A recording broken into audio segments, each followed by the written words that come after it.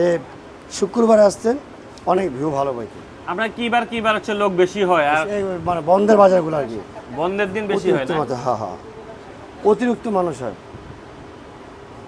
এই যে এটা হলো এটা 50 কি টাকা। দিচ্ছেন এটাতে? এটা পাউমুড়ি 50 টাকা। পাওমুড়ি কত? 50 টাকা। 50 টাকা। পাওমুড়ি 50 টাকা।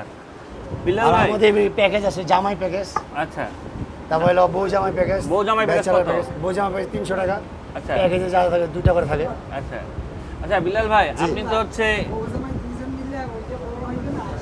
না, ওটা শুধু জামাই প্যাকেজ। এই যে চলনের মধ্যে দেখে না জামাইটা যে খাওয়ান দেয় ডিশের মধ্যে, এই জন্য দিয়েছে জামাই প্যাকেজ। আচ্ছা। আমি আগে সবজি বেচতাম মহল্লায় ঘুরে ঘুরে, আচ্ছা। ভ্যান গাড়ি দিয়ে সবজি বেচতাম মহল্লায়। তো আধা বেলা সবজি বেচতাম আর আধা বেলা বাসায় বসে থাকতাম। আচ্ছা চিন্তা করলাম এই আধা বেলা যদি অন্য একটু কামে সময়টা ব্যয় করি, যাই আসে, তখন প্রায় 15, 16, 17 বছর আগে, হ্যাঁ, তখন 100 টাকা অনেক দাম আসে।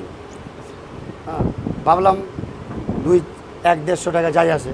তো আমাদের এখানে একজন ভাই পিঠা বেচতো, লগের বন্ধু বান্ধব মানুষ, তো ভাবলাম যে ওনার এখানে যাই, ওই সে পিঠা বেচে তার একটু সহযোগিতা করলাম, একরাম করলাম, বিনিময়ে যা দেয় আলহামদুলিল্লাহ।